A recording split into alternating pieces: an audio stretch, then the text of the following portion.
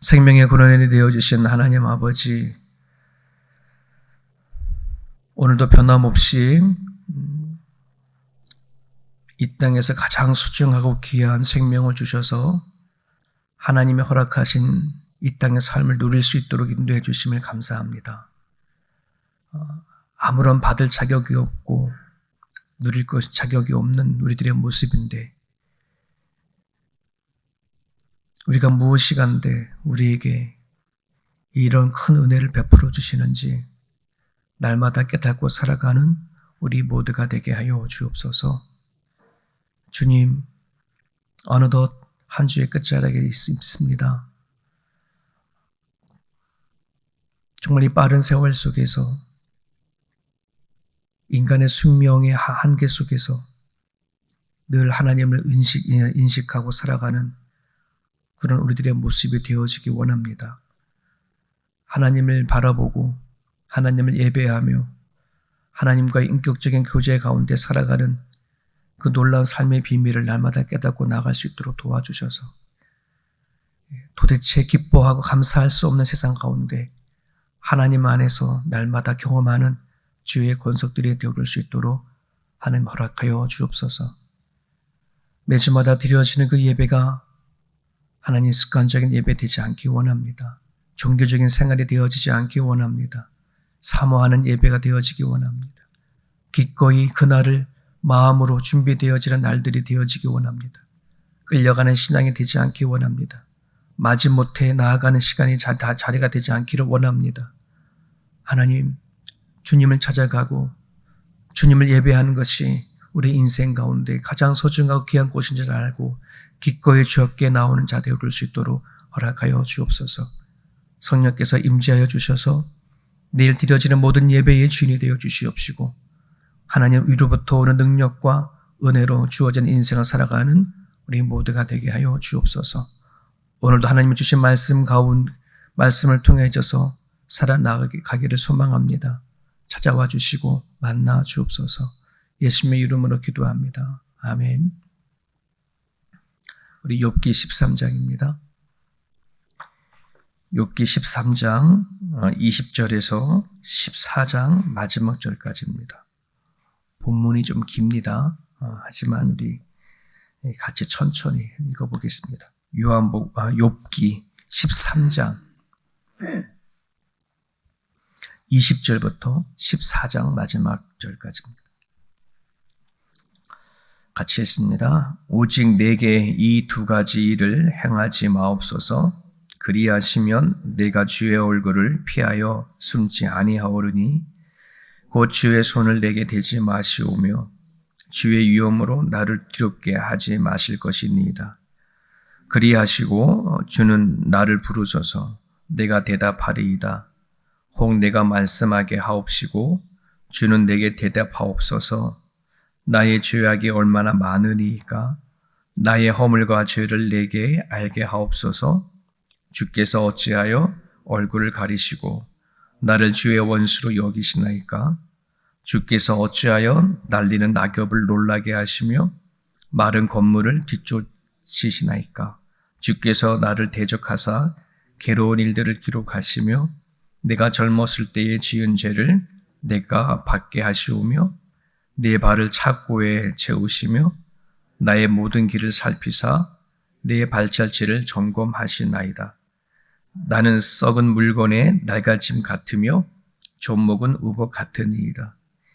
여인에게서 태어난 사람은 생애가 짧고 걱정이 가득하며 그는 꽃과 같이 자라나서 시들며 그림자같이 지나가며 머물지 아니하거늘 이와 같은 자를 주께서 눈여겨 보시나이까? 나를 주 앞으로 이끌어서 재판하시나이까? 누가 깨끗한 것을 더러운 것 가운데에서 낼 수 있으리까? 하나도 없나이다. 그의 날을 정하셨고 그의 달수도 주께 있으므로 그의 규례를 정하여 넘어가지 못하게 하셨사온즉 그에게서 눈을 돌이켜 그가 품꾼같이 그의 날을 마칠 때까지 그를 홀로 있게 하옵소서.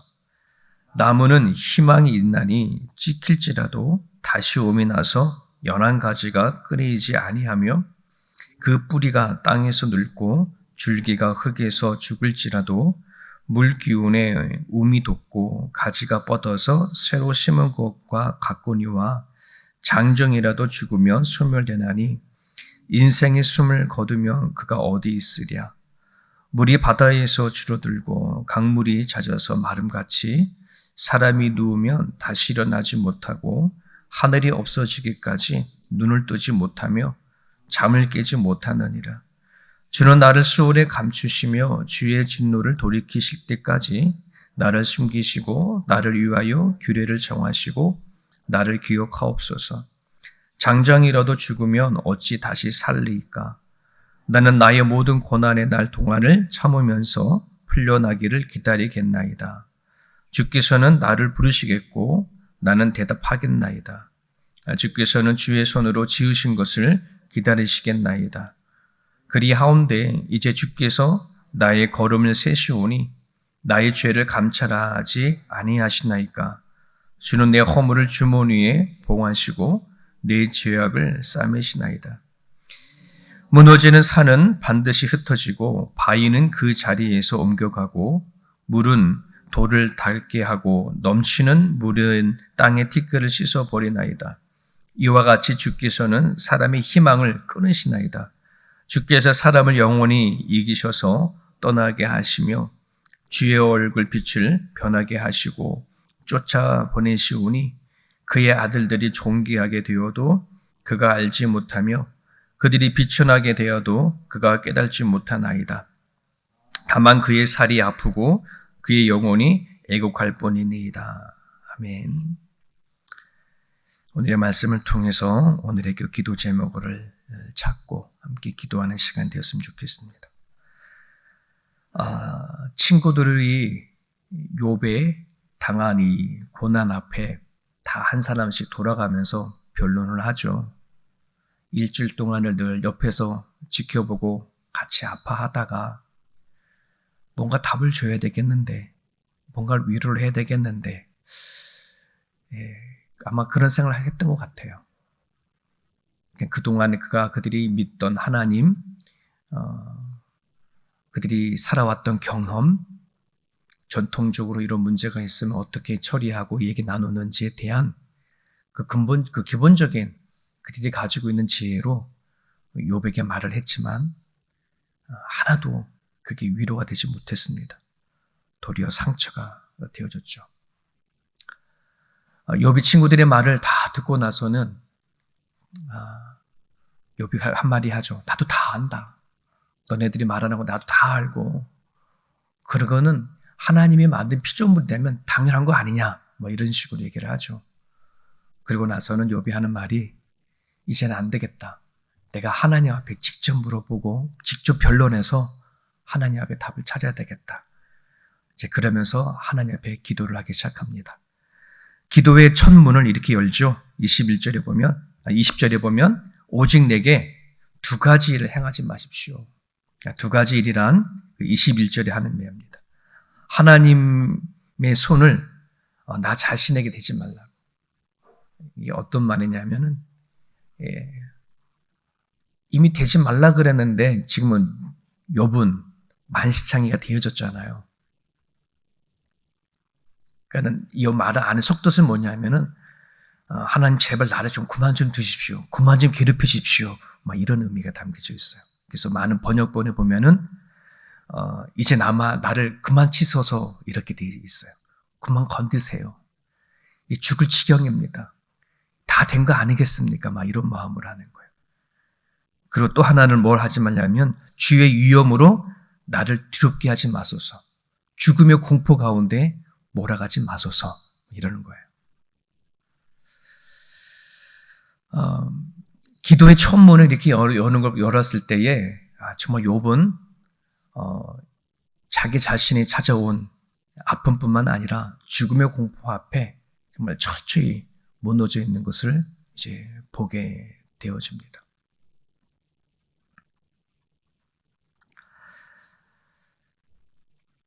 그러면서 하는 말이 이렇게 얘기하죠. 하나님, 근데 한마디 하겠습니다.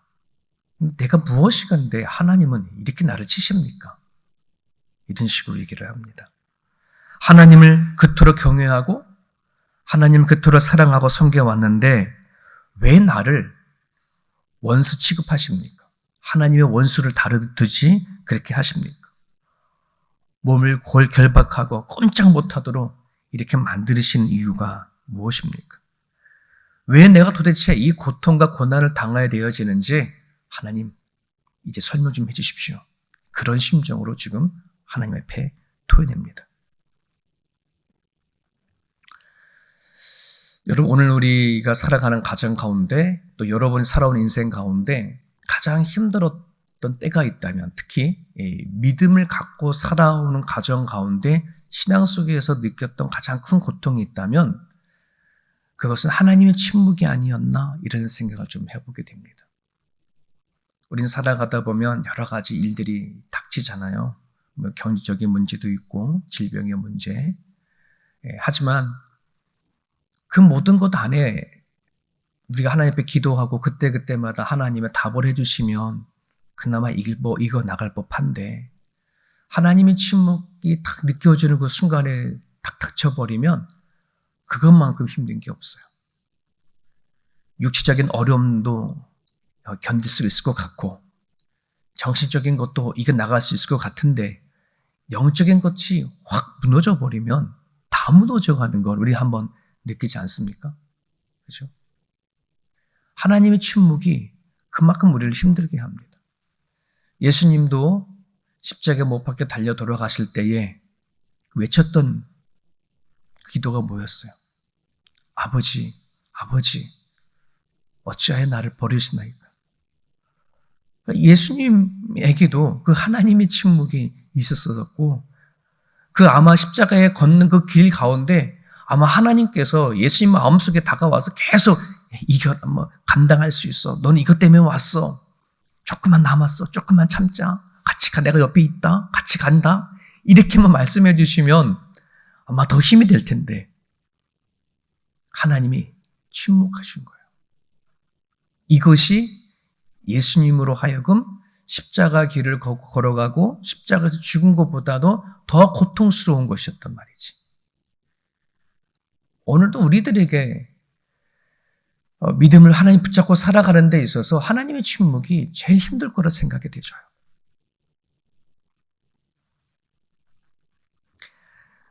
오늘날 우리가 성경을 갖고 있지 못한다면, 성경에 기록되어진 하나님의 그 역사가 기록되어져 있는 것을 오늘 우리 손으로 갖고 있지 못한다고 한다면 아마 우리는 다 실족했을 거라고 생각이 됩니다.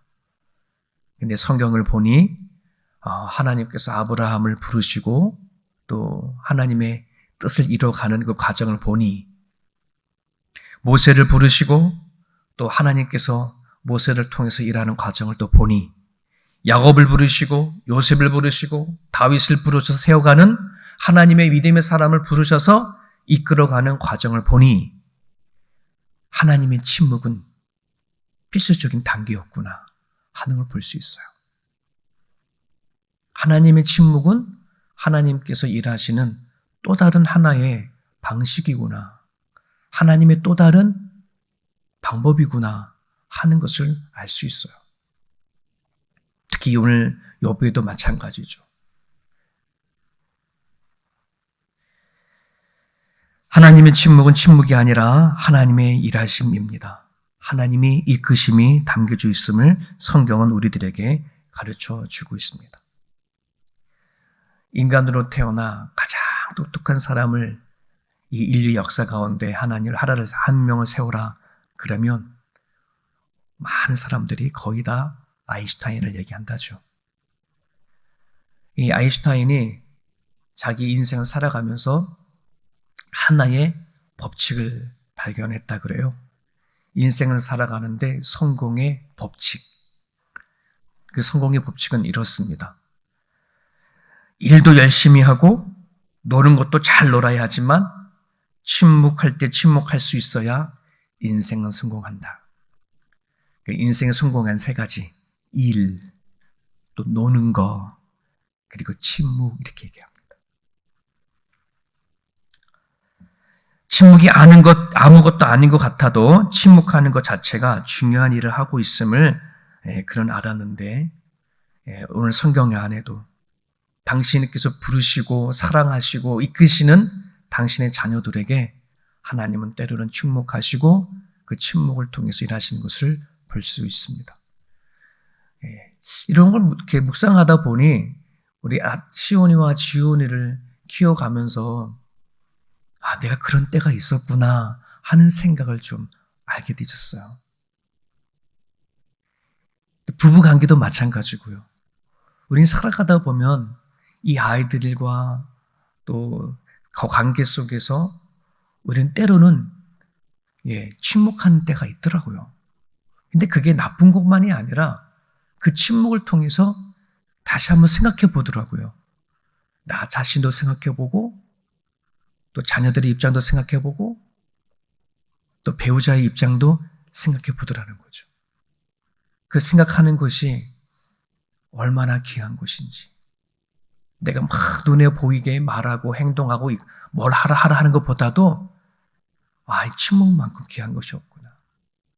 그래서 성경에는 말은 은이요 침묵은 금이다 이렇게 말하는 것 같아요. 오늘 욥은 자신에게 침묵하시는 하나님 때문에 고통스럽고 힘들어 하시지만 오늘 14장 1절에 보게 되어져 버리면 욥은 인간이 얼마나 연약한 것인지 인생이 얼마나 더덥 것인지를 막 토해내고 하나님 앞에 기도를 해요. 욥에게 이런 고난이 닥치지 않았다면 과연 이런 인생을 또 이런 인간을 알았을까 싶어요. 욥에게 닥친 고난의 유익이 이건 거구나 이런 생각이 되어집니다. 정말 그가 이런 고통을 당하기 전에 모든 것을 다 누렸던 사람이잖아요. 그죠? 세상 사람들이 다 바라고 원하는 거 다 가진 사람들. 그게 욥이었단 말이죠. 그러나 만약에 이런 고난이 아픔이 닥치지 않았다면 그는 인간의 연약함을 자신의 부족함을 그리고 인생이 무엇인지를 결코 깨달지 못했을 겁니다.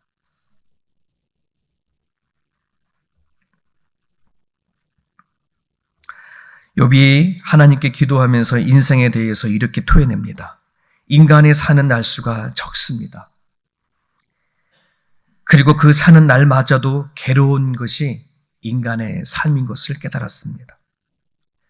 인생은 꽃이나 풀과 같이 연약한 거라는 것을 압니다. 인생은 그림자와 같아서 신속히 지나가고 그 인생의 사는 날수와 달수는 하나님께서 정하신 것입니다. 이런 고백을 합니다. 자, 그런데요. 여러분, 지금 욥이 인간의 연약함이 뭔지, 인생이 이런 거구나 하고 하나님 앞에 기도하면서 그 속에서 자기 자신의 연약함을 발견하고 이런 인간인데 좀 불쌍히 여겨달라고 이렇게 기도를 하는데요. 근데 보편적으로 이건 우리가 알고 있지 않아요? 보편적으로 우리는 우리 인생의 기간이 짧은 거고 인생은 고난이고 나그네 길이고 하나님 다 정해져 있고 누구나 다 죽는 이야기 보편적으로 다 알고 있는 이야기죠. 자, 그런데 보편적으로 알고 있어서 우리는 그거를 잘 생각을 하지 않고 살아가는 줄 모르겠지만 보편적으로 알고 있는 이 부분들이 얼마나 근본적인 답을 갖고 살아야 되어지는지를 너무나 잘 알아야 합니다. 근데 우리는 이거를 잘 생각하지 않아요. 너무나 살아가는 게 바쁘니, 먹고 살아가는 게 바쁘니, 나의 연약함을 찾기보다, 인생에 무엇인가를 질문에 던지기보다 나는 오늘 살기 바빠. 이렇게 살아가는 삶이 오늘 대부분의 삶입니다. 본질적으로 너무나 잘 알고 있음에도 불구하고 본질적으로 그 답이 무엇인지를 질문도 던지지 않고 살아가는 우리들의 인생의 모습을 우리는 볼 수 있고요. 하나님은 욥을 통해서 우리에게 이런 메시지를 주고 있다고 생각이 되어집니다. 예전에 우리 젊은 그 집사님들을 모셔놓고 이렇게 성경 공부를 예전에 한 적이 있는데, 그래서 성경 공부의 유익이 뭐냐, 성경 공부를 왜 하려고 하냐 여쭤봤더니 그분 중에 한 분이 그런 적이 있어요. 목사님, 전 뭘 배우려고 그렇게 온 게 아니고요. 너무나 이 한 주간 살아가는 게 너무나 바빠가지고 이 시간만이라도 내가 이 자리에 그냥 가만히 앉아 있으면 마치 내가 엑셀을 밟고 막 인생을 달려가는 그 길에 내가 브레이크를 밟는 느낌이에요. 전 그래서 이 시간이 좋아요. 그러더라고요. 그 마음이 얼마나 마음이 와 닿는지. 그렇구나. 우리는 그냥 앞에 뭐가 있는지 모르고 남들 달려가니까 같이 엑셀 밟고 달려가. 어디로 가는지도 모르고 그냥 가는 거야. 남들 가니까. 근데 브레이크를 한번 밟는 거예요. 브레이크를 밟아서 내가 지금 어디 가냐? 나는 누구냐? 무엇을 하려고 지금 내가 살아가느냐? 하는 그 근본적인 질문을 던지고 가야 된다는 말이죠. 욥은 그것을 얻는 거예요. 그것을 발견하는 거예요.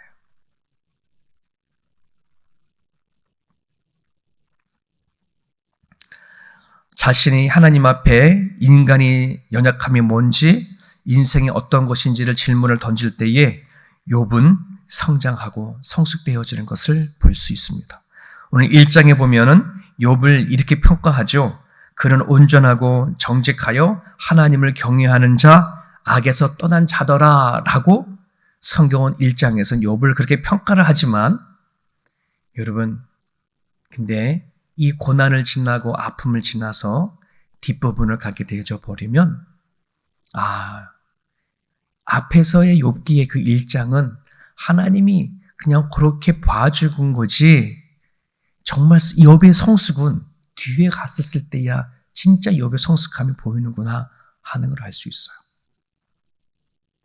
주님 안에 우리를 불렀을 때 하나님은 우리를 얼마나 예쁘고 사랑스럽고 죄인인데도 불구하고 내가 너를 의롭다라고 불러서 구원시키잖아요. 근데 그때가 1장이 욥기 1장인 것 같아요. 하나님 우리를 부르셔서 우리를 구원의 길로 인도하고 생명의 길로 인도하는 과정 가운데 젖먹이 같았던 우리들을 뭐 한다는 거예요? 네, 우리를 성숙시켜가는 겁니다. 키워갑니다. 이끌어갑니다. 젖먹이 신앙에서 우리가 이 땅에서 하나님 앞에 인생에 대해서, 내 인간에 대해서 알아가고 부딪히고 힘들 때 하나님 앞에 기도하고 나갈 때에 그제서야 성숙되어져 가는 것을 우리는 보게 되어지죠. 사랑하는 여러분, 누가 묻습니다. 믿음과 신앙에 성숙되어지는 것이 뭐냐고 묻습니다. 저는 얼마나 인간의 존재를 깨닫고 또 인생이 무엇인지 스스로 하나님 앞에 질문을 하고 하나님을 찾아가는 것이 저는 믿음의 성숙이다라고 꼭 말씀을 드리고 싶습니다. 그래서 제가 나는 죽고 예수로 살기를 원하는 세움교회를 이끌어 나갈 때 제 개인적인 목표는 우리 성도 한 사람 한 사람들이 정말 말씀을 묵상하지 못했던 사람들이 말씀을 묵상하는 자리까지 가는 거, 기도하지 못하는 사람들이 스스로 기도할 줄 아는 자가 되는 거, 찬양할 줄 모르는 사람들이 스스로 찬양할 줄 아는 자가 되어주는 거, 저는 거기까지 인도한다면 나머지는 성령께서 책임져 주시고 이끌어갈 줄 믿어요. 우리는 과연 얼마나 많은 사람들이 매일매일 눈을 뜨고 살아가는 이 하루 24시간 안에 얼마나 하나님을 찾고 구하고 살아가는지, 그것이 저와 여러분 가운데 평생 이루어져야 하는 그런 삶이 될 수 있기를 간절히 바랍니다.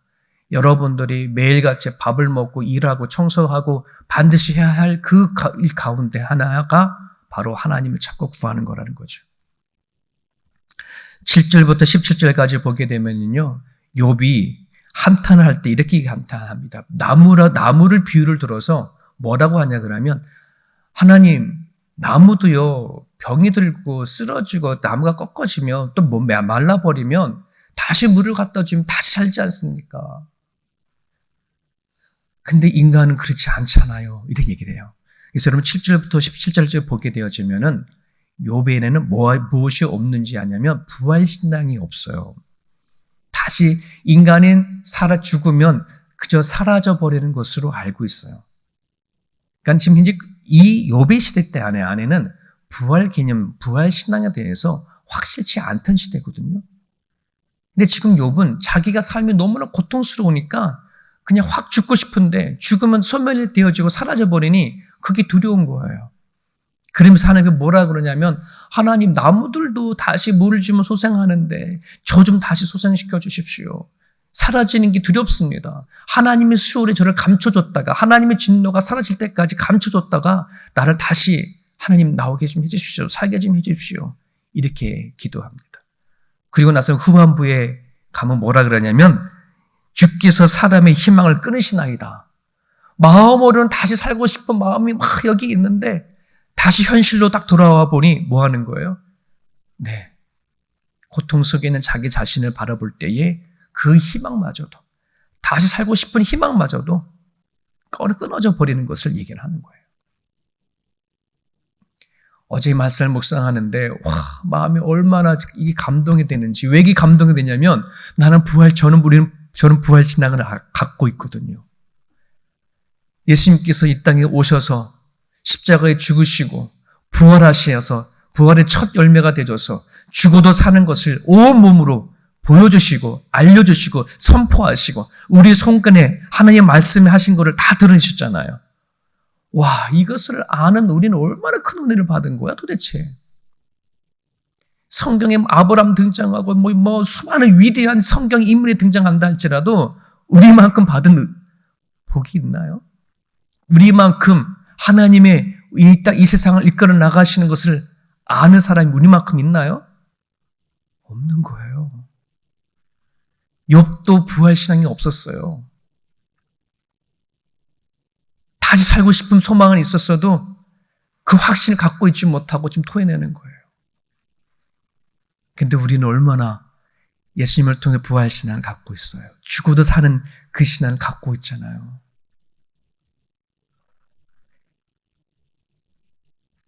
욥이 기도할 때에 하나님 앞에 두 가지는 행하지 말게 해주십시오 라고 기도하고 갔지만 이미 두 가지는 1장 앞에 보십시오. 하나님이 이미 사단과 말할 때에 이미 그 부분은 다 끝난 거예요. 건들지 말라. 생명 건들지 말아라. 우리는 욥은 그 하나님 하시는 일을 모르니까 두려움 속에 있지만 오늘 우리는 하나님 하시는 것을 온 성경처럼 갖고 있잖아요. 하나님 말씀하신 것을 우린 갖고 있잖아요. 이것만큼 큰 은혜가 어디 있을까? 사랑하는 여러분, 아까 찬양했던 구원으로 가는 길 힘들고 좁고 어려워요. 사람들 막 찾지 않아요. 왜 그럴까요? 그 구원으로 가는 그 길 안에는 정말 때로는 고통을 넘어야 되고 아픔을 넘어가야 되고 그럼에도 불구하고 우리 자신을 바라보고 하나님 붙잡고 살아가야 되는데 그거 쉽습니까? 쉽지 않습니다. 오늘 주신 하나님 말씀을 우리가 붙잡으시고 성부와 성자와 성령 삼위일체 하나님을 누구보다도 명확하게 알고 깨닫고 또 알려주신 하나님께 감사하고요. 우리가 남은 인생 살아갈 때에 요만큼 어려움이 있겠습니까?